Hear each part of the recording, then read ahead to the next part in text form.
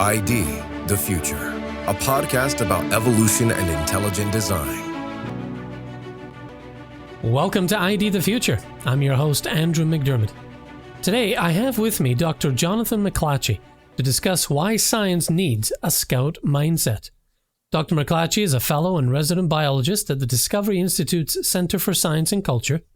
He was previously an assistant professor at Sattler College in Boston, where he lectured biology for 4 years. McLatchie holds a bachelor's degree in forensic biology, a master's degree in evolutionary biology, a second master's degree in medical and molecular bioscience, and a PhD in evolutionary biology. His research interests include the scientific evidence of design in nature, arguments for the existence of God, and New Testament scholarship. He's also the founder and director of talkaboutdoubts.com. Jonathan, thanks for joining me. Great to be here. Thanks for having me back. Absolutely. You're always welcome. Well, today I wanted to speak with you about a recent article you published at evolutionnews.org, our flagship source for news and commentary about intelligent design and the debate over evolution. Your piece is called Why Science Needs a Scout Mindset, Lessons from Julia Galef. So first, can you tell us who Galef is and why her recent book caught your attention? Absolutely. So Julia Galef is an American writer, public speaker. She's also the co-founder of the Center for Applied Rationality. She used to host a podcast called Rationally Speaking, which was the official podcast of New York City skeptics. She has a bachelor's degree in statistics from Columbia University that she graduated with in 2005. And then she spent several years doing research with social science professors at Columbia, Harvard, and MIT, including a year writing case studies on international economics for Harvard Business School. She started to do a PhD in economics, but soon thereafter she determined that she didn't actually want to be in academia. And so she left graduate school and moved back to New York, and she's been a freelance journalist since then. So she published The Scout Mindset in 2021, which is a book that I read with great interest. I found it to be a very big influence on my thinking as a scholar, and she also has a fantastic TED Talk on the subject as well, so I definitely commend that to your viewing.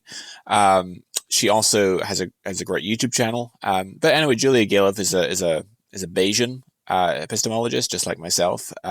So for those that haven't listened to the previous podcast that we did on Bayesian reasoning, Bayes is basically a way of structuring our thinking about evidence and how to update our beliefs in response to new data.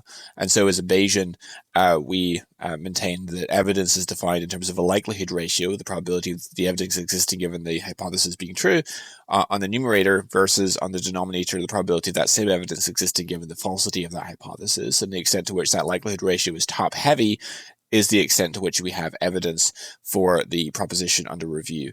So Julia Galef and I both see eye to eye on a Bayesian approach to evaluating hypotheses and updating our beliefs in response to new evidence and so forth. So I certainly resonated very much with her book, The Scout Mindset.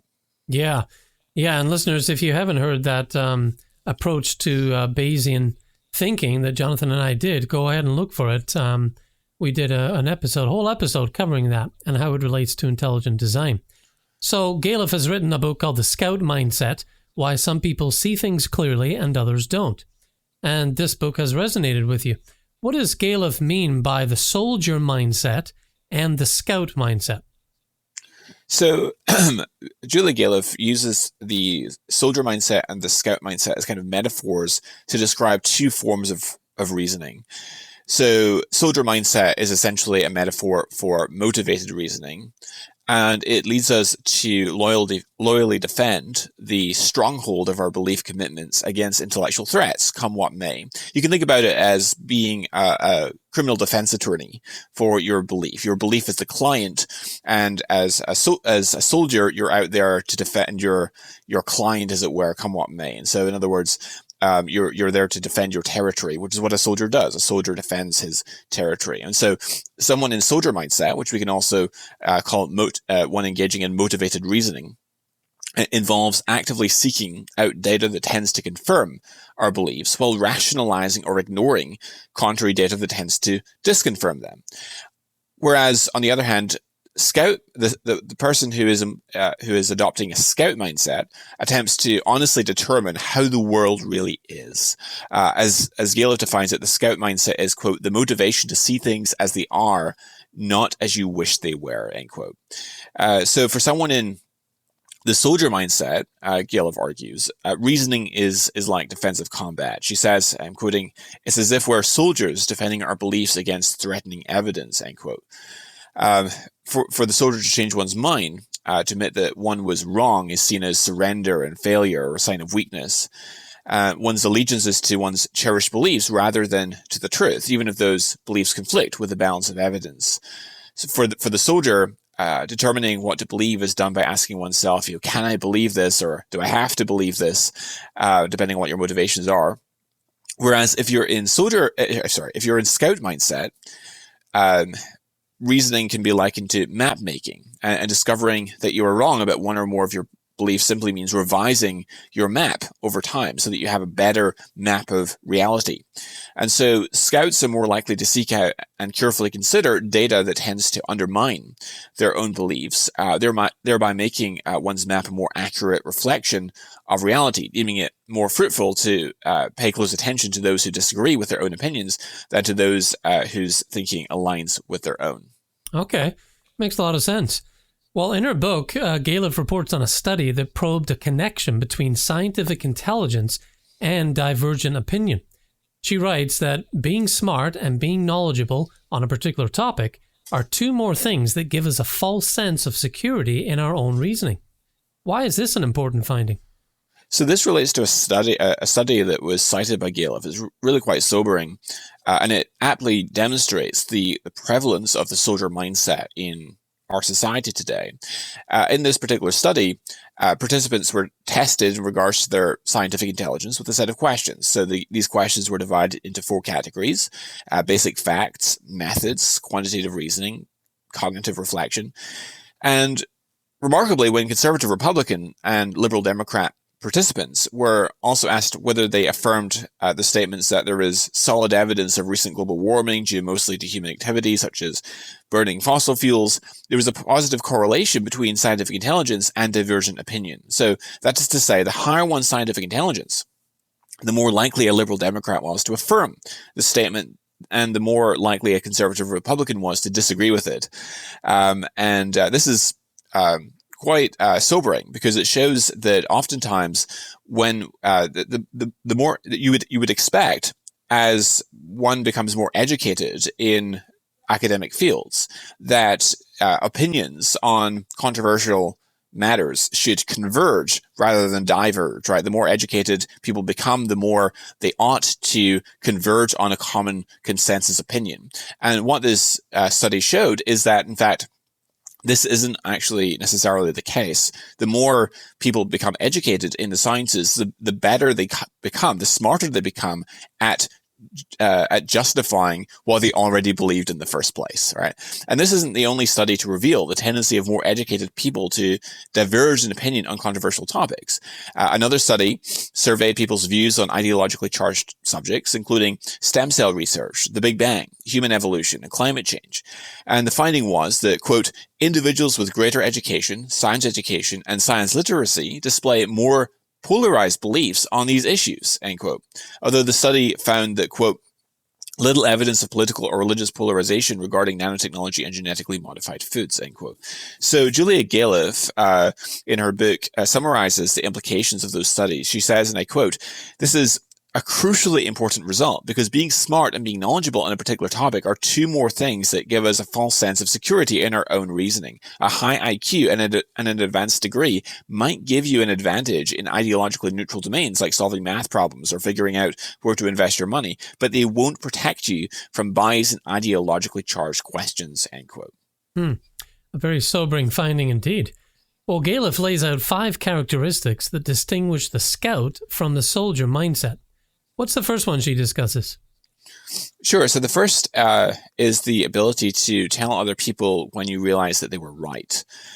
So, and she of course, qualifies this by noting that, quote, technically, scout mindset only requires you to be able to acknowledge to yourself that you were wrong, not to other people. Still, a willingness to say, I was wrong, to someone else is a strong sign of a person who prizes the truth over their own ego, end quote. And so, how often do we go to someone and tell them that we were wrong in the information that we provided,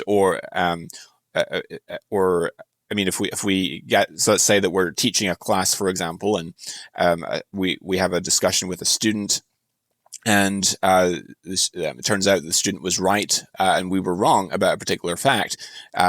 This person, a scout mindset, is more likely to go to the student later and say, yes, I was wrong about this. Here's the correct information. Likewise, if we're debating with a peer about a particular topic and it turns out that the person that we were dialoguing with was correct about a particular point, or we were mistaken about something, then we should chase them down and present to them the fact that we were actually wrong, and here's the correct information. To make concessions about being wrong is actually, I would argue, an intellectual virtue, and it sometimes can be a blow to our pride. It takes humility, but I think it's something that is important to do for someone that is really passionate about truth over being right. Yeah, very much so.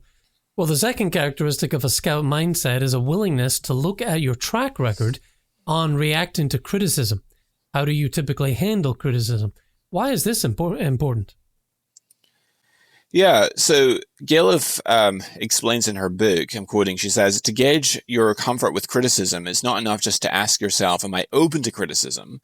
Instead, examine your track record. Are there examples of criticism you've acted upon? Have you rewarded a critic, for example, by promoting him? Do you go out of your way to make it easier for other people to criticize you? End quote. And of course, in the discussion over evolution, this becomes quite applicable because denying critics of evolution tenure or firing them from faculty positions or preventing them from being able to publish are hardly characteristics of a scout mindset. How easy do we make it for people to criticize us? How do we react to criticism? Do we shut people down when they criticize us? Do we reprimand them for criticism, or do we encourage them and say, yes, thank you for this constructive criticism? Even you may or may not agree with that criticism, but do you set up an environment where people are comfortable to come to you with disagreements as to your approach or positions? Yeah. Well, the ability to prove yourself wrong is another characteristic that Galef pulls out. Give us an example of what that would look like.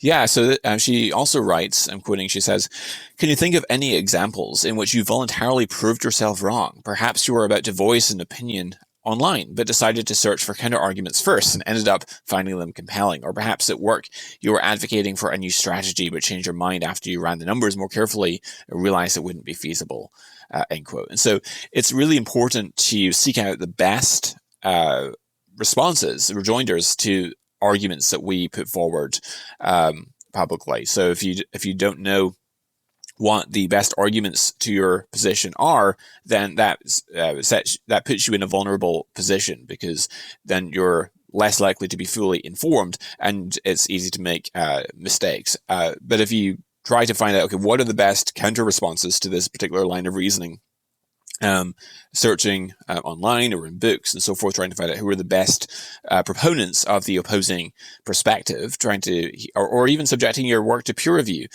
to find a peer or colleague who has expertise in this particular subject, asking them, can you give me an honest appraisal of my argumentation here, and trying to find vulnerabilities and holes in your own arguments, I think is an important characteristic of scout mindset. Yeah. And that ties into the last two characteristics that she mentions that distinguish the scout mindset from the soldier one. That's avoiding biasing one's own information, and, which is really important, this one, the ability to recognize good critics. You want to say something on those? Absolutely. So the fourth feature, as you said, of the scout mindset is to avoid biasing one's information. So she writes, and I quote, for example, when you ask your friend to weigh in on a fight you had with your partner? Do you describe the disagreement without revealing which side you were on, so as to avoid influencing your friend's answer? When you launch a new project at work, do you decide ahead of time what will count as a success and what will count as a failure, so you're not tempted to move the goalposts later? End quote. So as for the fifth feature that Galef lists, it's about being able to recognize good critics, as you mentioned. And she comments that, quote, it's tempting to view your critics as mean-spirited, ill-informed, or unreasonable. And it's likely that some of them are, but it's unlikely that all of them are. Can you name people who are critical of your beliefs, profession, or even choices, who you consider thoughtful, even if you believe they're wrong? Or can you at least name reasons why someone might disagree with you that you would consider reasonable, even if you don't happen to know of specific people who hold those views? End quote. So, I mean, let's take our position in the intelligent design community, for example. I mean, it's tempting to look online at less sophisticated and nuanced critics, like Richard Dawkins, for example, or Dave Farina, or P.Z. Myers or someone. But there's also more sophisticated critics of design that we should be reading and being familiar with. So, for example, in philosophy, Paul Draper is a very thoughtful critic, or Graham Oppy is a very thoughtful critic of religion and the existence of God and that sort of thing. When we listen to critical voices that are skeptical of the positions that we adhere to, it's very tempting to look at the less sophisticated and less nuanced critics, because it gives us a feeling of superiority and we enjoy being able to mentally tear their arguments apart. But it's also important to seek out the more informed, the more reasonable, and more charitable critics that interact with their material as well. Yeah, very much so. It sounds like to develop our scout mindset, and then it's good practice to test for our own biases. Galef offers 5 tests for bias in our reasoning. Can you walk us through those briefly? Sure. So the first of those is the double standard test, which essentially asks whether we apply the same standards to ourselves that we would apply to others. Another test that she suggests is the outsider test, which attempts to determine how you would assess the same situation or data if you had no vested interest in the outcome. The third is the conformity test, which attempts to discern the extent to which one's opinion is in fact one's own. And so she explains, and quoting, if I find myself agreeing with someone else's viewpoint, I do a conformity test. Imagine this person told me that they no longer held this view. Would I still hold it? Would I feel comfortable defending it to them? End quote. It's very easy for people to feel influenced by a particular thought leader. And so their positions are in alignment with that particular thought leader, and if that leader changes their mind on that particular subject, then one changes their mind also. And that's not a very rational or reasonable thing to do. Our belief should be based on the evidence and arguments and facts, not on not who gave us those arguments or facts in the first place. So the fourth test is the selective skeptic test. So she says, quote, imagine that this evidence supported the other side. How credible would you find it then? End quote. Which of course relates to the outsider test. And then the final test is the status quo bias test. So she says, and I quote, imagine your current situation was no longer the status quo.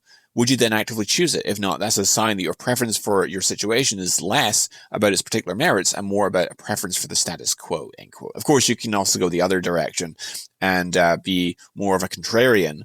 And so some people might enjoy holding to a fringe position. And so that's one that can work both ways. But if you have a propensity to follow the consensus or follow the status quo, would you change your mind? Would you still hold to the position that you hold to if it were no longer the status quo or no longer the academic consensus in a given field?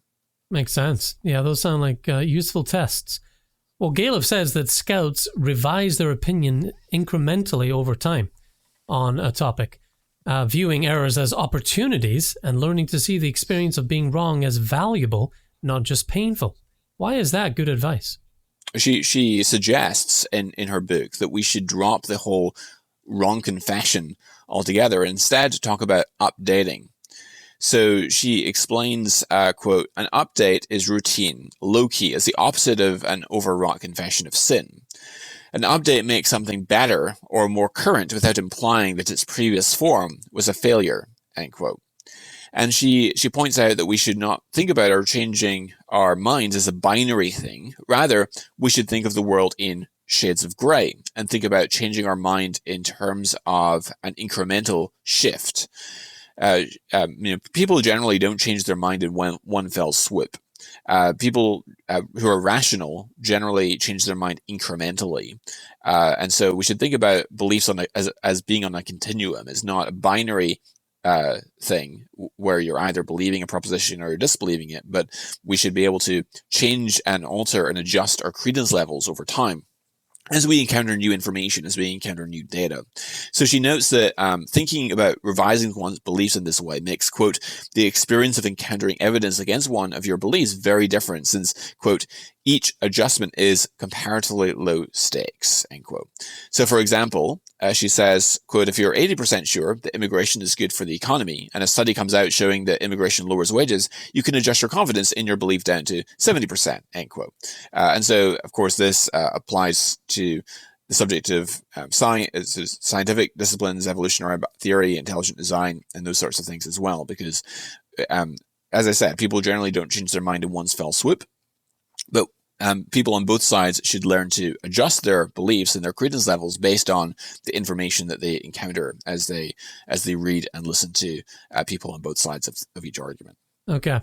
So when we're confronted with discordant data, data that might differ from the position we hold, it's nice that it doesn't have to be this high stakes all or nothing showdown. It's more about updating our confidence in beliefs we hold.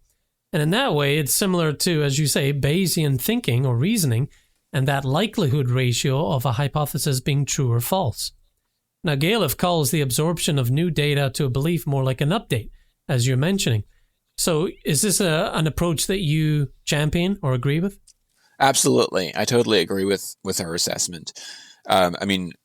In developing a cumulative case, you might have many pieces of data, none of which are of particularly great weight, but they can amount to a massive cumulative argument. Every mountain can be broken down into tiny motes of dust, but that doesn't mean that the mountain itself isn't heavy, right?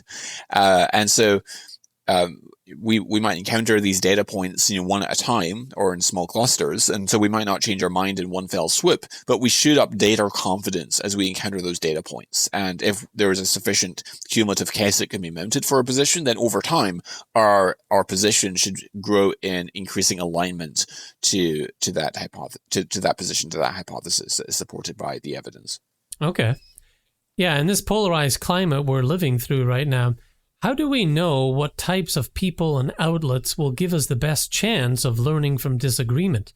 Galef has some things to say here about the types of not just people, but media outlets and institutions that we will, turn to practice learning from disagreement.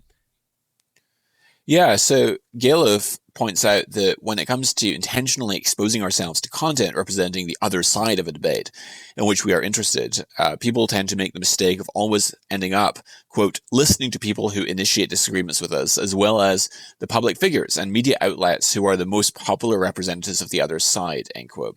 But she explains that, quote, those are not very promising selection criteria. First of all, what kind of person is most likely to initiate a disagreement? A disagreeable person. Second, what kind of people or media are likely to become popular representatives of an ideology? The ones who do things like cheering for their side and mocking or caricaturing the other side, i.e. you, end quote. So instead, Galef suggests, quote, to give yourself the best chance of learning from disagreement, you should be listening to people who make it easier to be open to their arguments, not harder. People you like or respect, even if you don't agree with them. People with whom you have some common ground, intellectual premises, or a core value that you share, even though you disagree with them on other issues. People whom you consider reasonable, who acknowledge nuance and areas of uncertainty, and who argue in good faith, end quote. And you find this with respect to scientific theories like evolution and its championing in the public arena, as well as religions like Christianity or Islam, etc. And you find it with respect to atheism, that many of the most popular figures that defend those positions actually turn out to be the least nuanced, the least careful, the least charitable, the least erudite. individuals that one could inquire of, and that's unfortunate, but it's a sad reality that people that are more confident and less nuanced are likely to become more popular because people like affirmation of their own position and it to be said confidently, and people don't like nuance and reservation and conservativeness in conclusions, and so unfortunately people like Richard Dawkins or the late Christopher Hitchens and Sam Harris and Daniel Dent, although they're not very good thinkers on the subject of, say, philosophy of religion, they ended up becoming very, very popular. Whereas much more nuanced thinkers like Jeff Lauder or Graham Oppy or other great philosophers of religion who are atheists haven't had the same, John Mackey, for example, haven't had the same level of public exposure. And so that's a sad state of affairs. So we should be careful when we're looking for outlets and resources that make the best and most robust case for the other side to not merely assume that those that are the most popular are also the best, because it tends to be the opposite oftentimes. Yeah. And I think it is good news that we don't have to engage everyone who disagrees with us. It's better to move towards those that make it easier to be open to their arguments, not harder. Ones that might share common ground and share core values and that practice that nuance and demonstrate a degree of uncertainty. Nobody has this all buttoned up. And you got to be able to show that as you express your beliefs. Well, as you say in your article, Jonathan, there's an element of scout and soldier in all of us. But the bottom line here is caring about truth, being desirous of the truth, as Galef puts it, even if it's not what you were hoping for or not what's most convenient. So, Jonathan, thanks for sharing with us some ways of thinking about how we can reason so that we can do it more effectively out there in the marketplace of ideas. Thank you. Thanks for having me on. Absolutely. Well, find more of Jonathan's work at his website, jonathanmclatchie.com, and you'll also find his articles, along with many other great writers, at evolutionnews.org, your go-to source for news and commentary about intelligent design and the debate over evolution. Well, we'll have Jonathan back very soon. As you can tell, it's a bit of a pattern. I'm having him back regularly to share his research and his insight into lots of different related topics, and it's a lot of fun. So thanks again, Jonathan. For ID the Future, I'm Andrew McDiarmid. Thank you for listening. Visit us at idthefuture.com and intelligentdesign.org. This program is copyright Discovery Institute and recorded by its Center for Science and Culture.